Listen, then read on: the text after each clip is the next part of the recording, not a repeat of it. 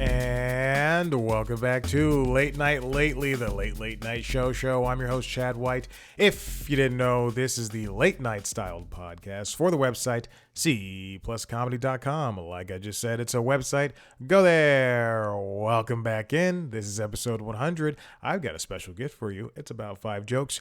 Get ready to receive. Here we go. Secretary of State Marco Rubio said in a congressional hearing that he's never seen President Donald Trump fall asleep in a meeting. This is before California Rep. Ted Lieu showed him video evidence of such a situation, to which Rubio responded with this face. That's the face a cheating husband makes when his wife catches him mid-affair. He looks like a child being caught lying about their homework. That's the kind of face made when Larry David knows he's wrong and the trombone starts playing. Bum, bum, bum, beep, beep, beep. I don't want to get a content strike on YouTube. Rubio also said that the president calls him at 2 a.m. and 4 a.m. for work reasons. Can you imagine getting a booty call from Trump? Hey, buddy, I was wondering if you're wearing those 2 big size of shoes I bought you. Ooh, I have an idea. Let's play Marco Polo in the Oval Office until I get you. Marco, you say Polo. Could you imagine? Marco? Are you saying Polo? Marco? Former National Security Advisor John Bolton plans to plead guilty in his classified documents case. The only thing this man is guilty of is looking like discount Colonel Sanders. I say, I need to protect the recipe of the 11 herbs and spices. Pretty good. Former Prince Andrew made money subletting cottages on his estate that he did not pay rent for. I can only imagine the Airbnb listing. Lovely neighborhood, no parties, and don't mind the red blinking light in the bowl of the loo. It's disgusting and still great. Ms. Lauryn Hill is set to receive the Living Legend Icon Award at the 2026 BET Awards on June 28th at 8 p.m., but the actual award show is set for June 29th, where she'll be right on time. And finally, a mother in Florida launched legal proceedings after finding moving worms and parasites in her daughter's SpaghettiOs. In response to the lawsuit, Campbell's Soup Company released a statement that only read, "Uh-oh."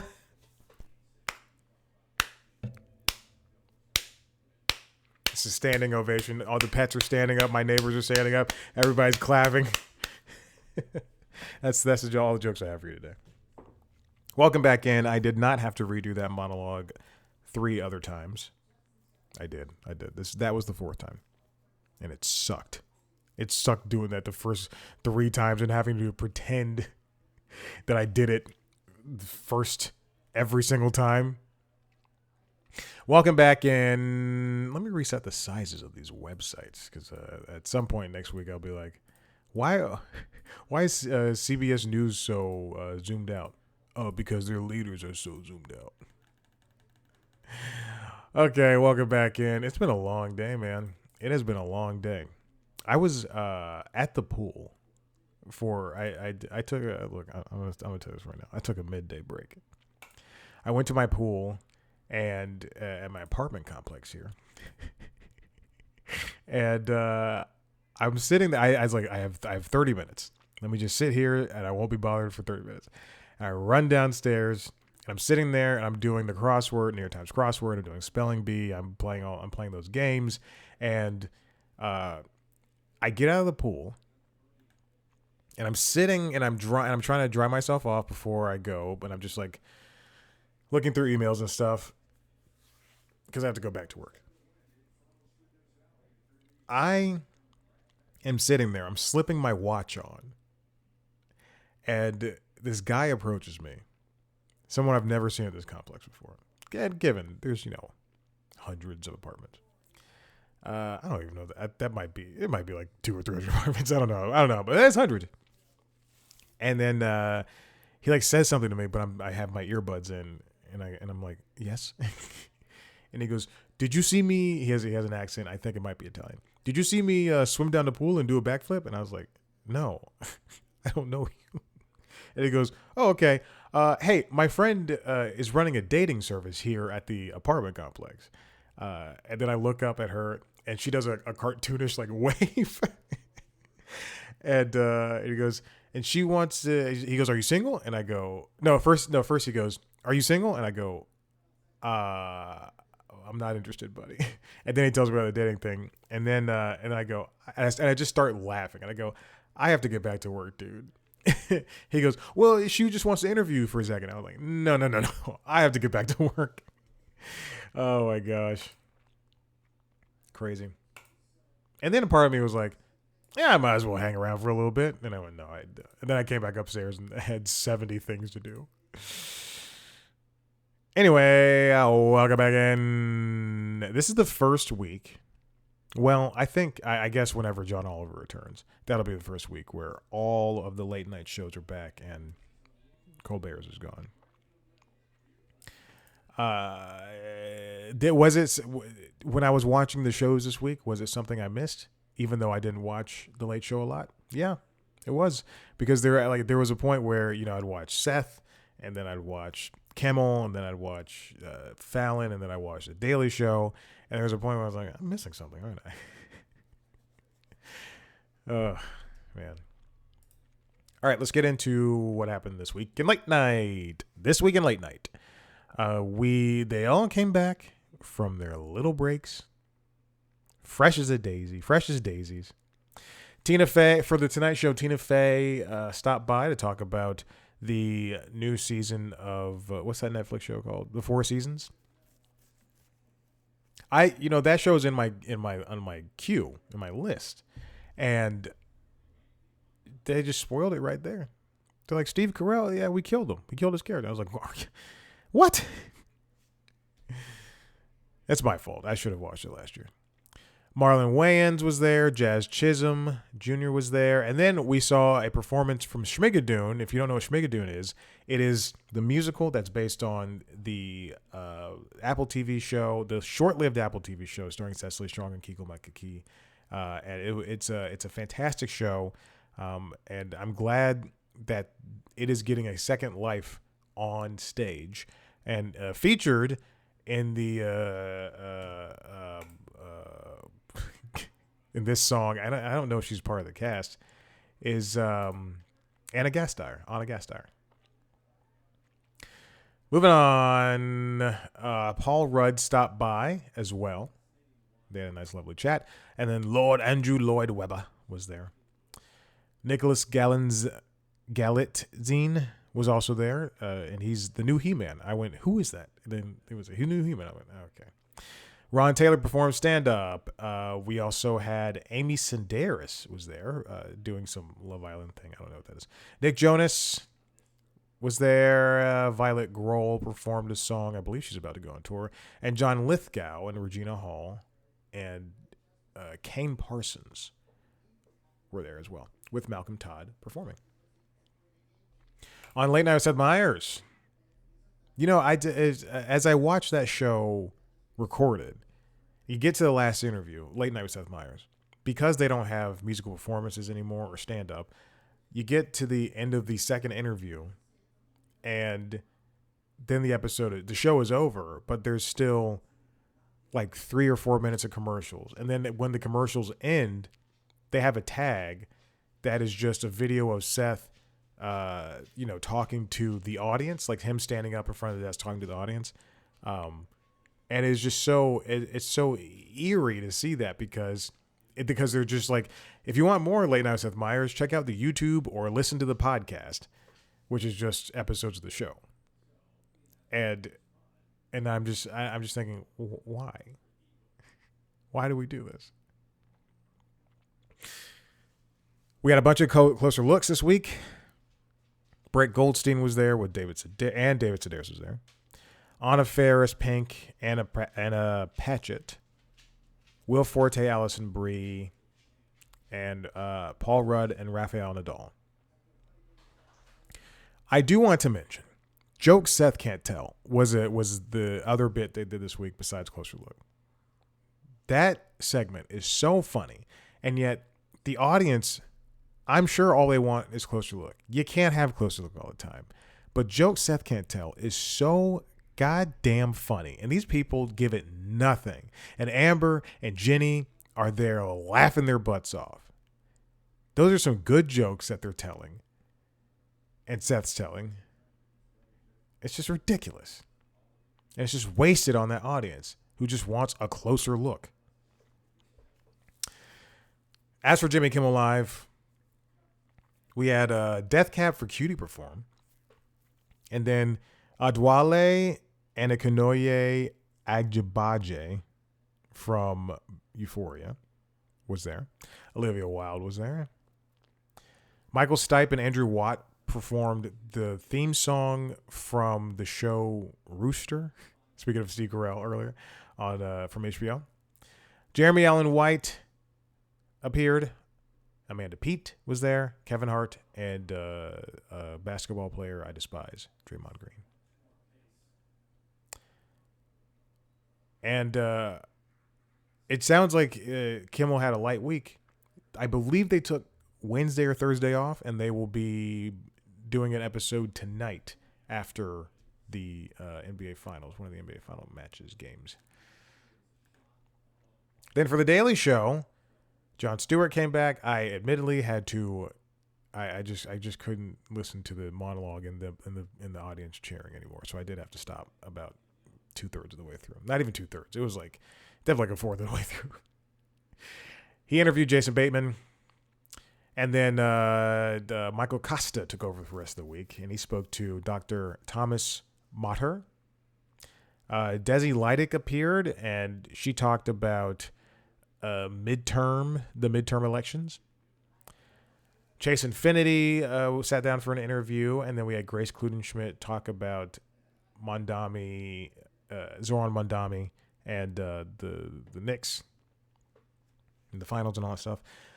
Jordan Klepper went to New Orleans to talk about America's semi-quincentennial, and Michael Costa ended the week with Beth Stern. Yes, Howard Stern's wife, talking about her animal rescue and other things.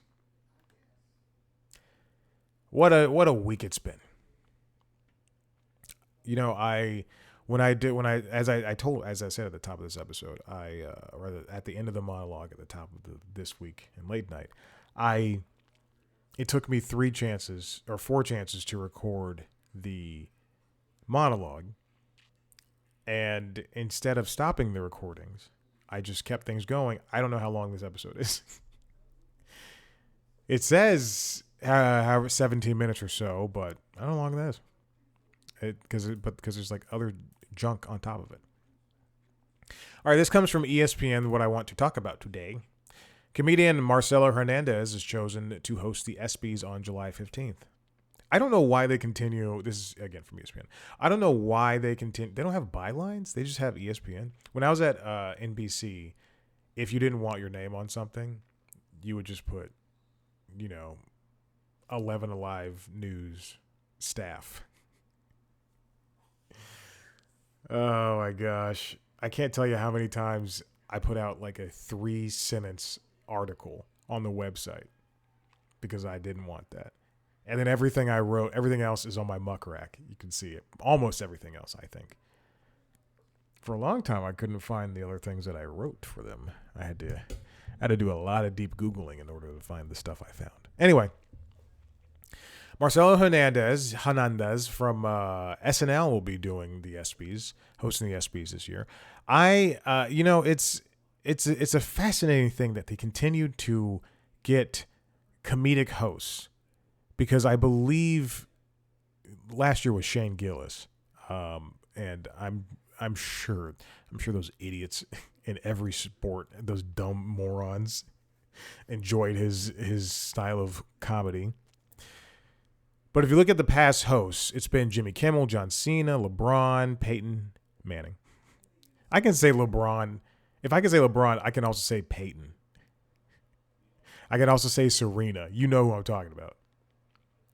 Tracy Morgan, Steph. If I say Steph, you know who I'm talking about. Sue Bird and others, Sam Jackson.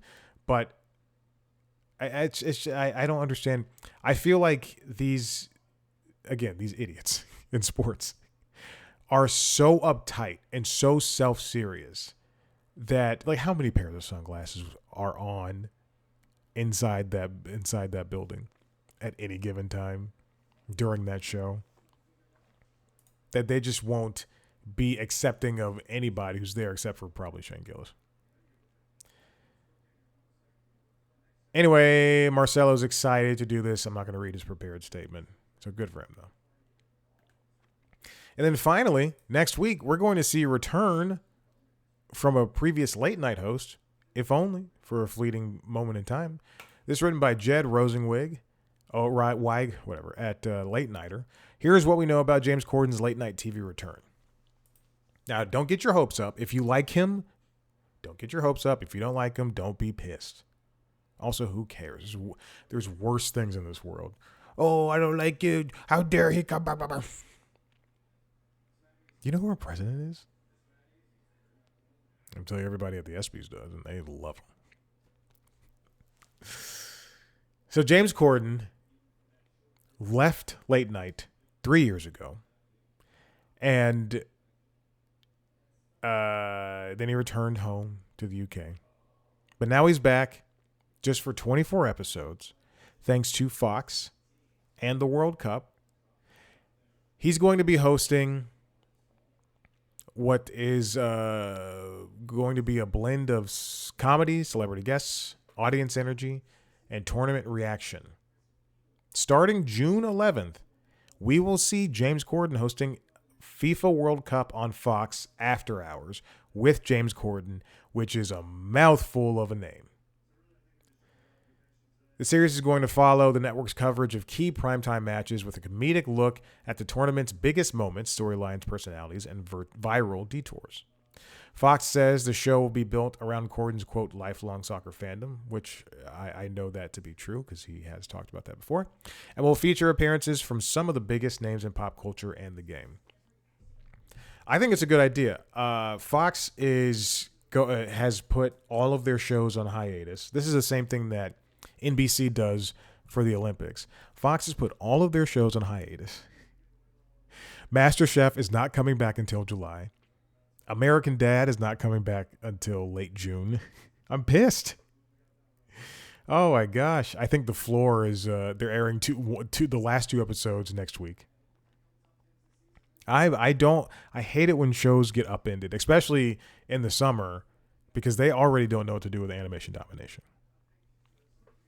But as I said to myself last night when I saw that, yesterday on the bike, I was cycling and I saw that at the end of the episode of this week's episode of MasterChef, there was a voiceover from Gordon Ramsay himself saying we're going away for the World Cup, and then they showed a trailer for the rest of the season, basically spoiling things, which I did not like. I had to fast forward.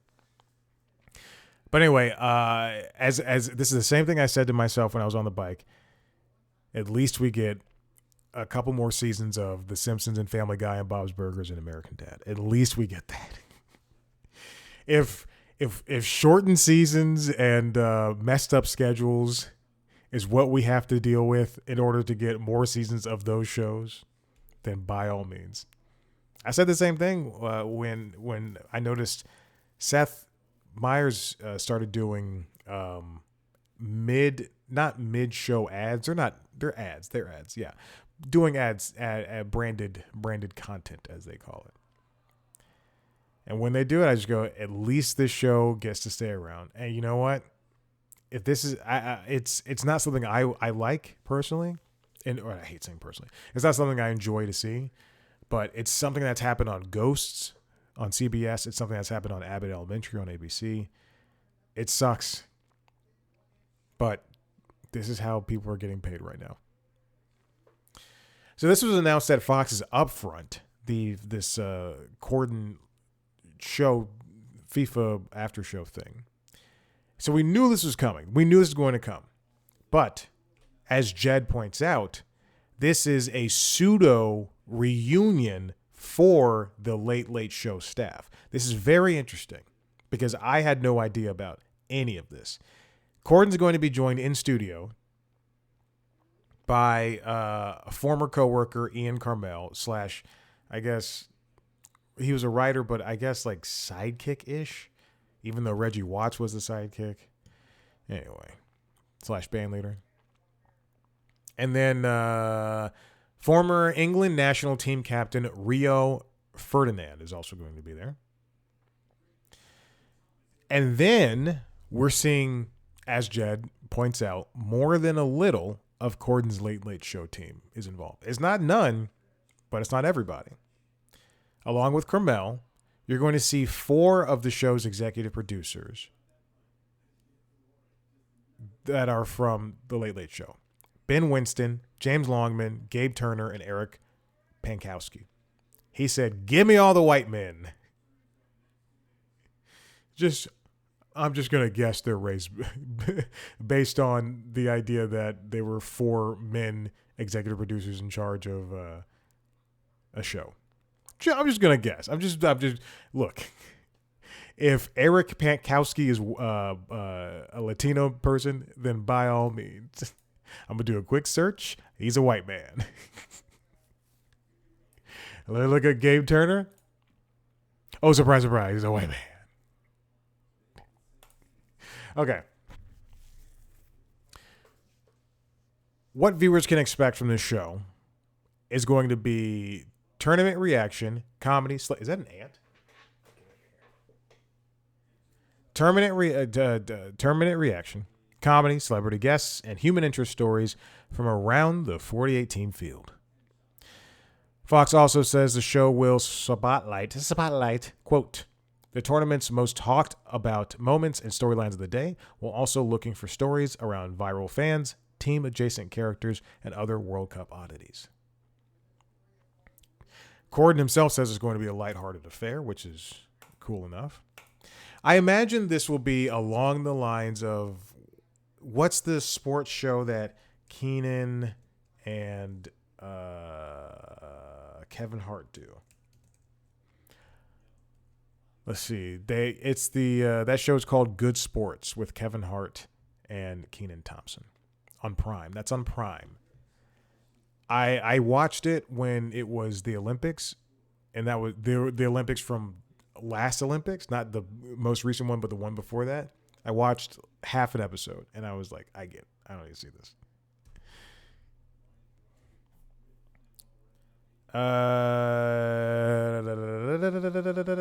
Sorry, I checked the work laptop really quick. Now, the show begins Thursday, June 11th, the opening night of the tournament, and will air live on Fox around midnight Eastern. You're going to see it air Thursday, June 11th, Friday, Sunday. So it's going to be, it seems like Monday, Wednesday, Thursday, Sunday, Tuesday, Wednesday. It seems like 24 not random nights. I will say it doesn't look random because they do stop June 25th, and then so those are the first rounds, and then Sunday, June 28th through Wednesday, July 15th, they don't have any teams set up yet. So it looks like they're covering, at minimum, the first, I guess the best soccer teams. I don't know, because they are covering the teams USA, New Zealand, Uzbekistan, Mexico. I know Mexico's good. Colombia, South Africa, Paraguay. So it seems like Korea's getting 3 slots. Colombia's getting 2 slots. Wow. Hachi machi.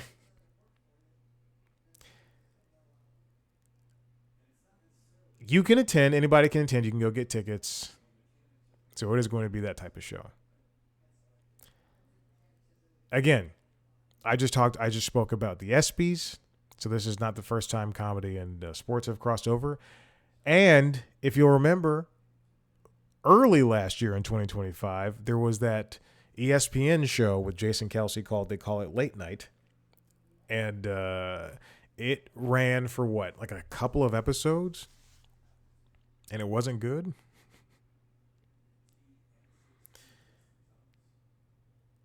I like the idea. It's fine. Who cares? Bring back these stunts. Let it be more comedic. It doesn't matter. None of this matters anymore. And you know what? I want to see if Corden still has it in him. It'd be interesting if Trevor Noah came back and did the Daily Show for an episode. I'm sure he would defend Joe Rogan again. But this is you don't remember that? I remember that very distinctly. He defended Joe Rogan like 2 nights in a row. Anyway, this is an interesting thing. I'm going to watch it, so I can have something to talk about next week. But I can't say that I'm going to be watching any of the soccer matches going on for the World Cup. But who knows? I watch golf. I'm watching golf right now. I'm watching the LPGA Women's U.S. Cup right now, and whatever the men are doing, the PGA men are doing at this point. I watched a lot of Wimbledon matches, but I'm a fan of golf and tennis. I watched a lot of basketball. I'm a fan of basketball. I watched a lot of basketball until the Mavericks. It looked like they were not going to the playoffs. And I stopped watching the basketball. When I saw it was like the Mavericks and those are my teams are the Mavericks and the Hawks, I was like, well, I guess I'm done watching basketball. And then a weight was lifted off my shoulders. Same thing for the Cowboys. I'm a Cowboys fan. I'm a Falcons fan. And when the playoff chances are done, I go, you know what? I think I'm done with the team for right now for the year. But I hope this is funny, and I hope it is just fun silliness, because I think that's what James Corden really does well. Is just he can do fun silly things in the same way that Fallon does.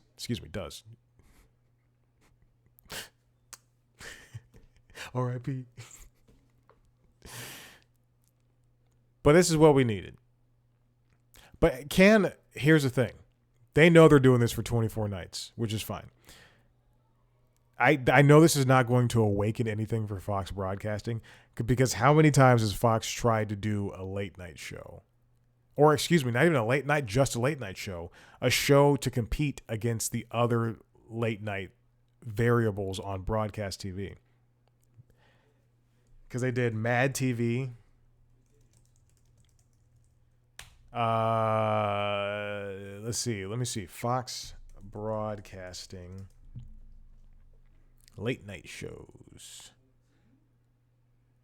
Let's see. Fox. How many shows did Fox? Oh, they did a Chevy Chase show. Oh, that's right, the Chevy Chase show. I remember seeing that in the documentary, and I was like, what? Why did that exist? Past. I'm on the Wikipedia page. This is so fun. You must be having a blast. They did The Late Show in the 80s, and Joan Rivers did it for, not even a year. And then Arsenio, The Wilton North Report, Comic Strip Live. Chevy's show went for a month. Saturday night's main event was a weekly WWF wrestling showcase. Then, of course, Mad TV. Saturday Night Special, which was the sketch series. I remember that. Talk show with Spike Ferriston. I remember that. Wanda Sykes show. I definitely remember that. And then they had another block of Animation Domination. I definitely remember that.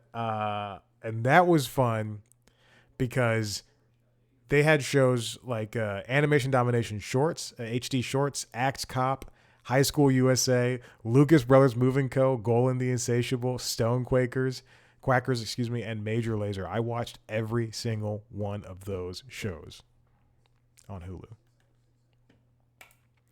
Party Over Here. Yeah, that sketch series with Nicole Byer, I think Jessica McKenna, and Allison Rich. Look at me.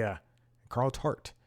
SNL writer Carl Tart. If he's not if he's not brought up to SNL cast this season, I will be disappointed. All right, listen. I'm done. If you like what you heard here, head to the website cpluscomedy.com, where you can see me talk to famous people sometimes under the interviews. To watch a video version of the interviews, as well as a video version of this show, and the other podcasts, Late Night LinkedIn Logs, the jobs and business news podcast, and the Constitutionals, the entertainment business news show. Go to youtube.com/C Plus Comedy, where you can see all of those things and more.